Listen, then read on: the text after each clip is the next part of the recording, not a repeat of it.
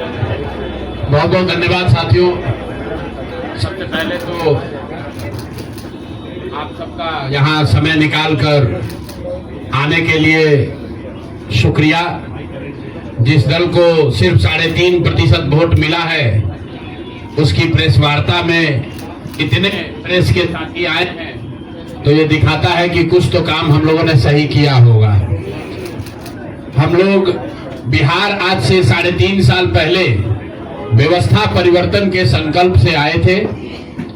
एक ईमानदार प्रयास किया है और उसमें बिल्कुल सफलता नहीं मिली, ये मानने में कोई गुरेज नहीं है। व्यवस्था परिवर्तन के जिस अभियान को लेकर चले थे, व्यवस्था परिवर्तन की बात तो छोड़िए, सत्ता परिवर्तन भी हम लोग नहीं करा सके, लेकिन बिहार की राजनीति को बदलने में जरूर थोड़ी बहुत भूमिका हम लोगों की बनी है।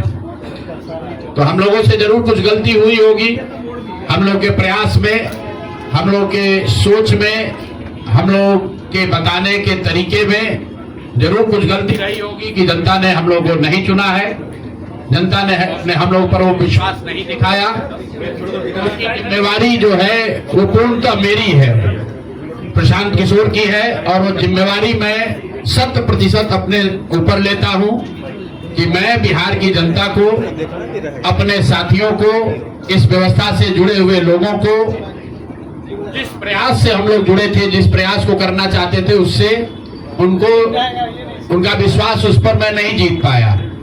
हम लोग सामूहिक तौर पर हारे हैं और आत्मचिंतन का समय है, हम लोग भी चिंतन करेंगे। जो लोग जीत कर आए हैं उनको खूब बधाई। जनता ने अपने लिए अपना रास्ता चुना है, अपने लिए सरकार चुन ली है।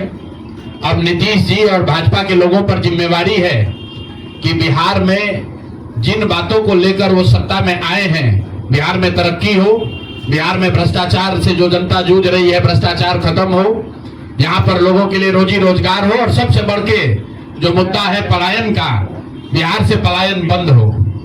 हम लोगों से जो गलती हुई है, जिन लोगों ने जन स्वराज के विचार पर इस सोच से इस प्रयास से जुड़कर एक सपना देखा था, एक उनकी सोच बनी थी, उनकी आशा की किरण जगी थी कि बिहार में एक नई व्यवस्था बनाई जा सकती है, उन सब के आशाओं पर, अपेक्षाओं पर, उनके सपनों पर खरा नहीं उतरने के लिए जो दोष है वो मेरा है। इसलिए मैं आपसे विनम्रता से आपसे माफी मांगता हूं कि मैं आपके सपनों के आधार के अनुसार, आपके सोच के अनुसार वो व्यवस्था बनाने में नाकामयाब रहा हूं।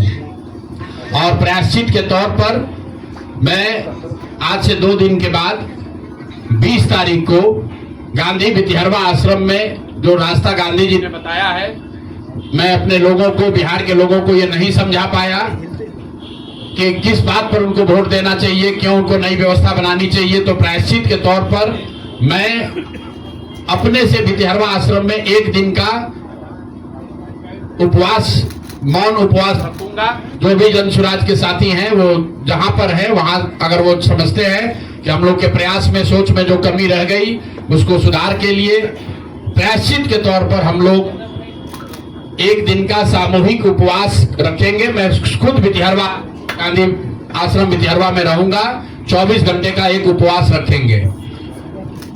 गलती हम लोगों से हुई होगी, कमी रही होगी, लेकिन हम लोगों ने कोई गुनाह नहीं किया है। गलती हो सकती है, गुनाह नहीं है। वोट नहीं मिलना गुनाह नहीं है।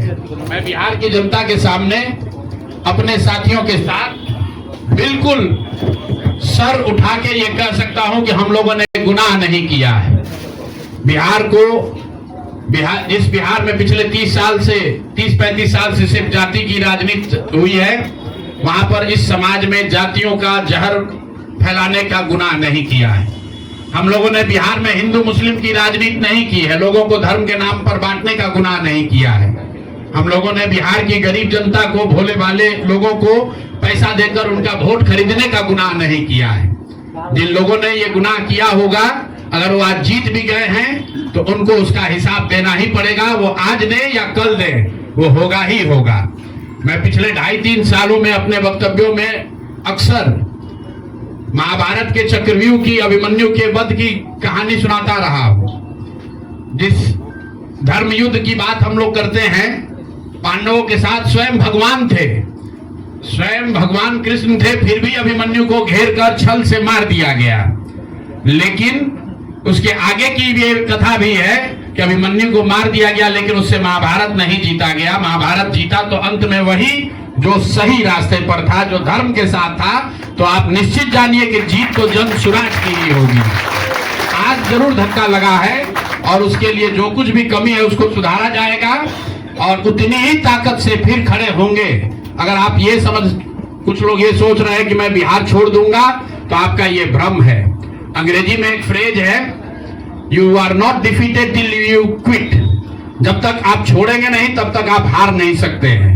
तो प्रशांत किशोर की और जन सुराज में मेरे साथ जुड़े हुए साथियों की बिहार सुधारने की जो जिद है, उस जिद के सामने दूसरा कुछ भी इस जीवन में नहीं है। उस जिद से पीछे हटने वाले नहीं है। पूरी ताकत से, पूरी ईमानदारी से। लोग कह रहे हैं कि मैंने 3-3.5 साल में बहुत मेहनत किया है, तो जितनी मेहनत करते हुए आपने मुझे 3 साल में देखा है, उससे दुगनी मेहनत करेंगे और पूरी ताकत से लगेंगे। पीछे हटने का सवाल नहीं है। जब तक बिहार को सुधारने के अपने संकल्प को पूरा न कर लें, तब तक पीछे हटने का कोई सवाल ही नहीं है।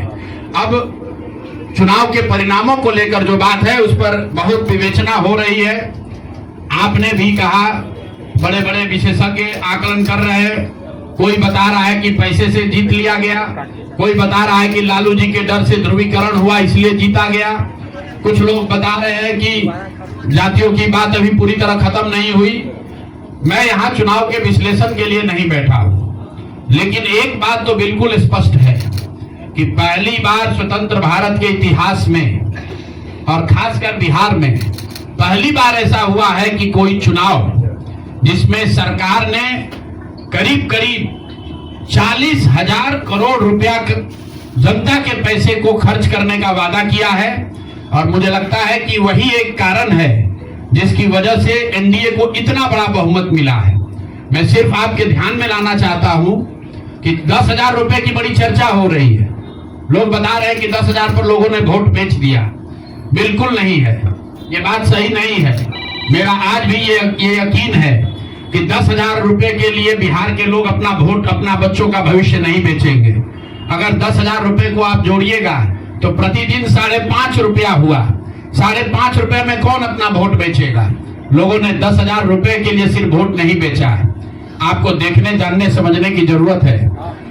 और इस पर ये बहस भी हो रहा है। सत्ता में जो लोग आए वो कह रहे हैं भैया हम तो सरकारी योजना चला रहे थे। जो विपक्ष में है वो कह रहा है हम योजना नहीं चला रहे थे, आप पैसा देके वोट खरीद रहे थे। इसका कोई अंत नहीं है, इस बहस का कोई अंत नहीं है। चुनाव आयोग पर लोग टीका टिप्पणी कर रहे हैं, वो चुनाव आयोग का विषय है। बिहार के बेटा होने के नाते, बिहार के नागरिक होने के नाते मेरा बस एक ही प्रश्न है। हर विधानसभा क्षेत्र में 60 से 62,000 लोगों को कम से कम 10,000 रुपया सीधे तौर पर सरकार ने दिया है। सिर्फ 10,000 रुपया नहीं दिया, ये कहा कि आपको स्वरोजगार के लिए 2 लाख रुपया दिया जाएगा और उसकी पहली किस्त के तौर पर, बयाना के तौर पर 10,000 रुपया